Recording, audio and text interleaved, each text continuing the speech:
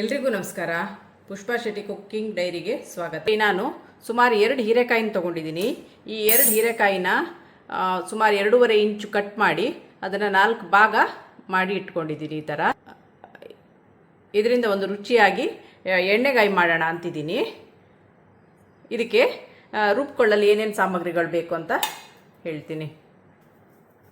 ಇದಕ್ಕೆ ರುಬ್ಬಿಕೊಳ್ಳಲು ನಾನಿಲ್ಲಿ ಕೊಬ್ಬರಿ ತೊಗೊಂಡಿದ್ದೀನಿ. ಒಂದು 2-3 ಟೇಬಲ್ ಸ್ಪೂನ್ ಆಗುವಷ್ಟು ಕೊಬ್ಬರಿ ತುರಿನ ತೊಗೊಂಡಿದ್ದೀನಿ. ಒಂದು ಸಣ್ಣ ನೆಲ್ಲಿಕಾಯಿ ಎಷ್ಟು ದೊಡ್ಡದು ಹುಣಸೆ ಹಣ್ಣನ್ನು ತೊಗೊಂಡಿದ್ದೀನಿ. ಒಂದು ಸಣ್ಣ ಈರುಳ್ಳಿ, 1 ಟೀ ಸ್ಪೂನು ಬಿಳಿ ಎಳ್ಳನ್ನು ತೊಗೊಂಡಿದ್ದೀನಿ. ಒಂದು 3 ಚಮಚ ಆಗುವಷ್ಟು ಶೇಂಗಾ ಬೀಜವನ್ನು ತೊಗೊಂಡಿದ್ದೀನಿ. ಒಂದು 2 ಇಂಚ್ ಆಗುವಷ್ಟು ಶುಂಠಿನ ತೊಗೊಂಡಿದ್ದೀನಿ. ಒಂದು 1/4 ಟೀ ಸ್ಪೂನ್ ಹಳದಿ, ಒಂದು ಸಣ್ಣ ಬೆಳ್ಳುಳ್ಳಿ ಗಡ್ಡೆ. ಇದರಲ್ಲಿ ಒಂದು 17-18 ಎಸಳು ಇದೆ. ಮತ್ತು 3 ಟೀ ಸ್ಪೂನ್ ಆಗುವಷ್ಟು ಅಚ್ಕಾರದ ಪುಡಿಯನ್ನು ತೊಗೊಂಡಿದ್ದೀನಿ. ಇದನ್ನು ನಾವು ಎಲ್ಲ ಮಿಕ್ಸಿಗೆ ಹಾಕಿ ಪೇಸ್ಟ್ ಮಾಡ್ಕೊಳ್ಳೋಣ. ಶೇಂಗಾ ಬೀಜ, ಬಿಳಿ ಎಳ್ಳು, ಶುಂಠಿ, ಅಚ್ಕಾರದ ಪುಡಿ, ಹಳದಿ, ಬೆಳ್ಳುಳ್ಳಿ, ಕೊಬ್ಬರಿ ತುರಿ, ಈರುಳ್ಳಿ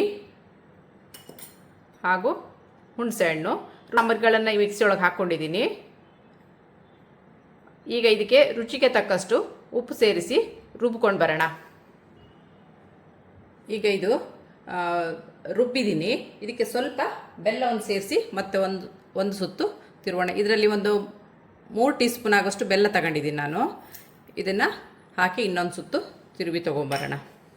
ಇಲ್ಲಿ ಇದು ಎಣ್ಣೆಗಾಯಿ ಆಗಿರೋದ್ರಿಂದ ನಾನಿಲ್ಲಿ ಒಗ್ಗರಣೆಗೆ ಒಂದು 4 ಟೇಬಲ್ ಸ್ಪೂನ್ ಆಗೋಷ್ಟು ಕುಕ್ಕಿಂಗ್ ಆಯಿಲ್ನ ತೊಗೊಂಡಿದ್ದೀನಿ. ಒಂದು ಅರ್ಧ ಟೀ ಸ್ಪೂನು ಸಾಸಿವೆ, ಅರ್ಧ ಟೀ ಸ್ಪೂನ್ ಜೀರಿಗೆ, 1 ಈರುಳ್ಳಿಯನ್ನು ತೊಗೊಂಡಿದ್ದೀನಿ, ಸ್ವಲ್ಪ ಕರಿಬೇವನ್ನು ತೊಗೊಂಡಿದ್ದೀನಿ. ನಾವು ಅದನ್ನು ಹೇಗೆ ಮಾಡೋದು ಅಂತ ನೋಡೋಣ. ಇಲ್ಲಿ ನಾನು ಒರಳು ತೊಳೆದ ನೀರನ್ನು ಸಪ್ರೇಟ್ ಆಗಿ ಇಟ್ಕೊಂಡಿದ್ದೀನಿ. ಇದು ನಂತರದಲ್ಲಿ ಬೇಕಾಗುತ್ತೆ. ನೀರಿನ ಬದಲು ಇದನ್ನು ಹಾಕೋಣ. ಈಗ ಈ ಮಸಾಲೆ ಇಷ್ಟು ಗಟ್ಟಿಯಾಗಿರಬೇಕು, ತೆಳ್ಳಗಾಗಬಾರ್ದು. ಯಾಕಂದರೆ ಇದರೊಳಗೆ ಫಿಲ್ಲಿಂಗ್ ಮಾಡಲಿಕ್ಕಿದೆ ಅಲ್ವಾ. ಹೀಗೆ ಹೀರೆಕಾಯಿನ ಒಳಗಡೆ ಮಸಾಲ ತುಂಬಿಸೋಣ.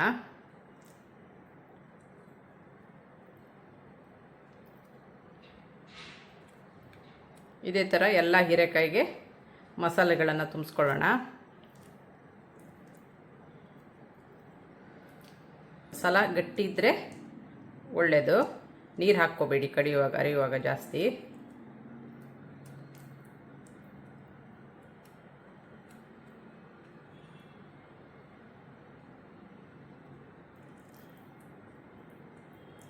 ನೀವು ಹೀರೆಕಾಯಿ ಆರಿಸ್ಕೊಳ್ಳುವಾಗ ತುಂಬ ಎಳೆ ಹೀರೆಕಾಯಿ ನೋಡಿ ಆರಿಸ್ಕೊಳ್ಳಿ. ಯಾಕಂದರೆ ಹೀರೆಕಾಯಿ ಎಳೆದಿದ್ದಷ್ಟು ಎಣ್ಗಾಯಿ ಚೆನ್ನಾಗಾಗುತ್ತೆ, ಬೇಗ ಬಾಡುತ್ತೆ.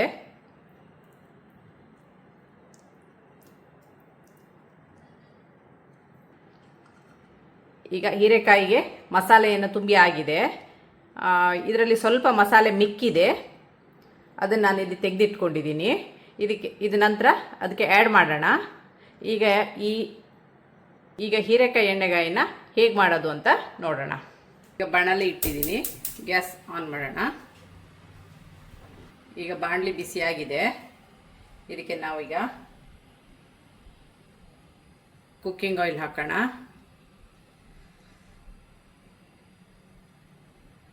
ಇದಕ್ಕೆ ಸ್ವಲ್ಪ ಎಣ್ಣೆ ಜಾಸ್ತಿನೇ ಬೇಕು. ಈಗ ಎಣ್ಣೆ ಬಿಸಿಯಾಗಿದೆ. ಈಗ ಸ್ವಲ್ಪ ಜೀರಿಗೆನ ಹಾಕ್ತಾ ಇದ್ದೀನಿ ನಾನು.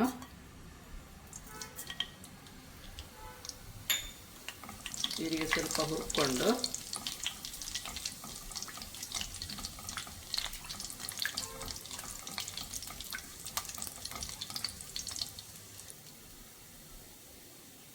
ನಂತರ ಸಾಸಿವೆನ ಹಾಕೋಣ.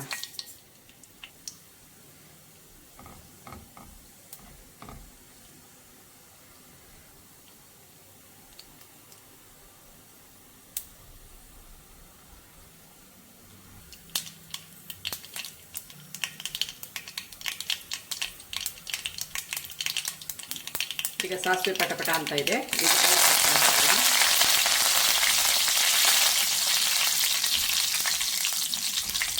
ಮತ್ತು ಈಗ ಈರುಳ್ಳಿ ಸಣ್ಣ ಹೆಚ್ಚಿಟ್ಟಿದ್ದೀವಲ್ಲ ಅದನ್ನು ಹಾಕೋಣ.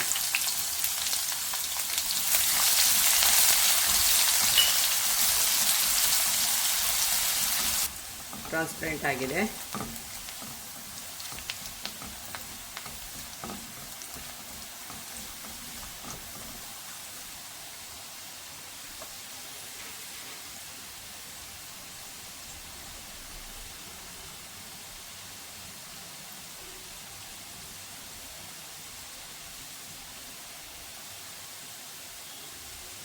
ಈಗ ಈರುಳ್ಳಿ ಆಗಿದೆ, ಟ್ರಾನ್ಸ್ಪರೆಂಟ್ ಆಗಿದೆ. ಈಗ ಈ ಹಂತದಲ್ಲಿ ನಾವು ಮಸಾಲೆ ತುಂಬಿಟ್ಟಂಥ ಹೀರೆಕಾಯನ್ನು ಒಂದೊಂದಾಗಿ ಇದರೊಳಗೆ ಇಡೋಣ.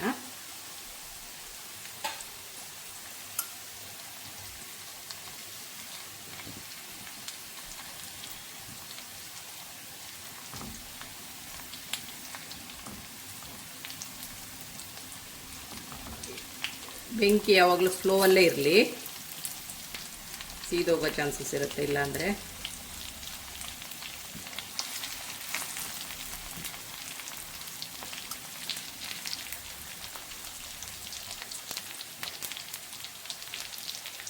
ಸ್ವಲ್ಪ ಕಾಯಿಲಿ, ಅದು ಸ್ವಲ್ಪ ಬೆಂದ ನಂತರ ಒಂದೊಂದಾಗಿ ಎಲ್ಲ ನಿಧಾನವಾಗಿ ಮಗ್ಚೋಣ.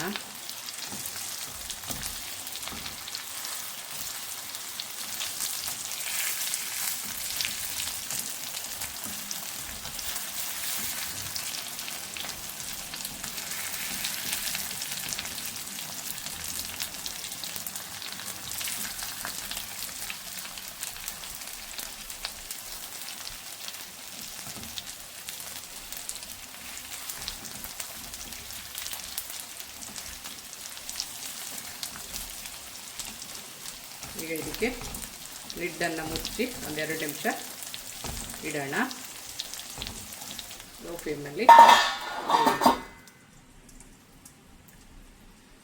ಇದೆಯಾ ನೋಡೋಣ.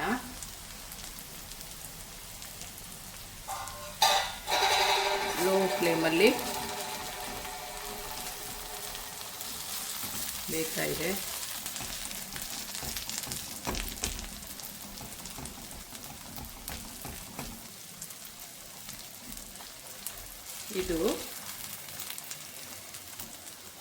ಇದಕ್ಕೆ ನಾವೀಗ ಉಳಿದಿದ್ದ ಮಸಾಲೆ ಇದೆಯಲ್ಲ ಅದನ್ನು ಹಾಕೋಣ. ಇದಕ್ಕೆ ನಾವು ಕಡಿಯುವಾಗ ಎಲ್ಲ ಉಪ್ಪು, ಖಾರ, ಹುಳಿ, ಬೆಲ್ಲ ಎಲ್ಲ ಸಾಮಗ್ರಿಗಳನ್ನು ಹಾಕಿ ಗಟ್ಟಿಯಾಗಿ ರುಬ್ಕೊಂಡಿರೋದ್ರಿಂದ ಈಗ ಬೇಕಿದ್ರೆ ಒಂದು ಬಾರಿ ಉಪ್ಪನ್ನು ನೋಡ್ಕೊಳ್ಳಿ. ಮಸಾಲೆ ಎಲ್ಲ ಹಾಕಿ ಈಗ ಉಳಿದ ಮಸಾಲವನ್ನು ಇದಕ್ಕೆ ಹಾಕ್ತಾ ಇದ್ದೀನಿ ನಾನು. ಉಳಿದ ಮಸಾಲವನ್ನೆಲ್ಲ ಹಾಕಿದ್ದೀನಿ.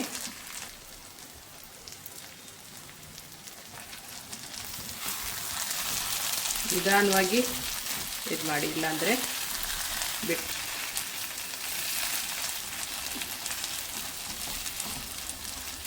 ನಿಧಾನವಾಗಿ ಮಗ್ಚಿ, ಇಲ್ಲಾಂದರೆ ಅದು ಸಪ್ರೇಟ್ ಆಗುತ್ತೆ ಹೀರೆಕಾಯಿ.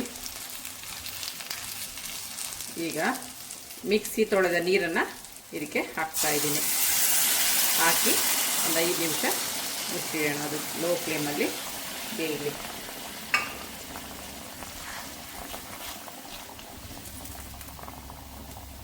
ತಳ ಹಿಡಿಯೋದಾಗಿ ನೋಡ್ಕೊಳ್ತಾ ಇರಬೇಕು.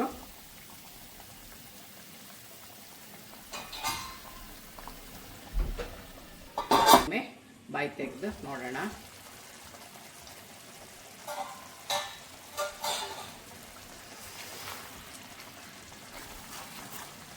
ತಳ ಹಿಡಿದಾಗಿ ಸ್ವಲ್ಪ ಮಗ್ತಾ ಇರಬೇಕು.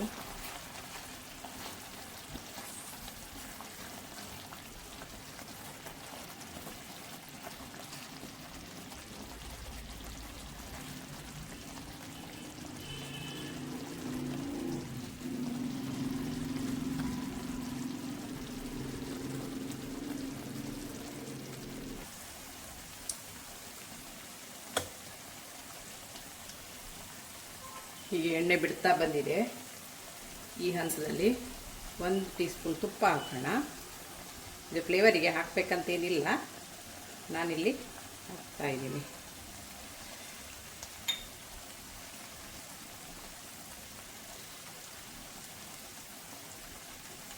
ಇಲ್ಲಿ ನಾನು ಒಂದು 7 ರಿಂದ 8 ನಿಮಿಷ ಇದನ್ನು ಕುದಿಸಿದ್ದೀನಿ. ಈಗ ಎಣ್ಣೆ ಎಲ್ಲ ಸೈಡಿಗೆ ಬಿಟ್ಕೊಂಡು ಬರ್ತಾ ಇದೆ. ಈ ಸ್ಟೇಜಲ್ಲಿ ಇದು ಆಗಿದೆ ಅಂತ ಅರ್ಥ. ನಿಮಗೆ ಈಗ ಒಂದು ಬಾರಿ ಉಪ್ಪನ್ನು ಎಲ್ಲ ರುಚಿಯನ್ನು ಒಂದು ಸರ್ತಿ ನೋಡ್ಕೊಳ್ಳಿ. ಇದೀಗ ಆಗಿದೆ. ಇದು ಶೇಂಗಾ ಎಲ್ಲ ಹಾಕಿರೋದ್ರಿಂದ ಇದು ಆಲ್ರೆಡಿ ಮತ್ತು ತಣ್ಣಗಾದ್ಮೇಲೆ ಇನ್ನೂ ಸ್ವಲ್ಪ ಗಟ್ಟಿ ಬರುತ್ತೆ ಮಸಾಲೆ. ಈಗ ಇದಕ್ಕೆ ಲಾಸ್ಟಿಗೆ ಕೊತ್ತಂಬರಿ ಸೊಪ್ಪನ್ನು ಉದುರಿಸೋಣ.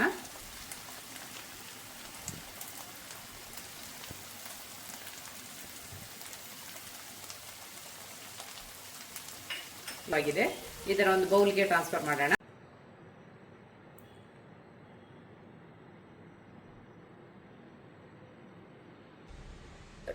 ಚಪಾತಿ, ಜೋಳದ ರೊಟ್ಟಿ, ಅಕ್ಕಿ ರೊಟ್ಟಿ ಎಲ್ಲ ರೊಟ್ಟಿಗಳ ಜೊತೆಗೆ ತುಂಬ ಚೆನ್ನಾಗಿರ್ತದೆ. ಬಿಸಿ ಅನ್ನದ ಜೊತೆ ಸಹ ಹಾಕ್ಕೊಂಡು ತಿನ್ಬೋದು. ನಿಮಗೆ ನನ್ನ ಈ ರೆಸಿಪಿ ಇಷ್ಟವಾದಲ್ಲಿ ಪ್ಲೀಸ್ ಲೈಕ್ ಮಾಡಿ, ಶೇರ್ ಮಾಡಿ ಹಾಗೂ ಕಮೆಂಟ್ ಮಾಡಿ. ಸಬ್ಸ್ಕ್ರೈಬ್ ಆಗಿಲ್ಲ ಅಂದರೆ ಸಬ್ಸ್ಕ್ರೈಬ್ ಆಗಿ. Thank you.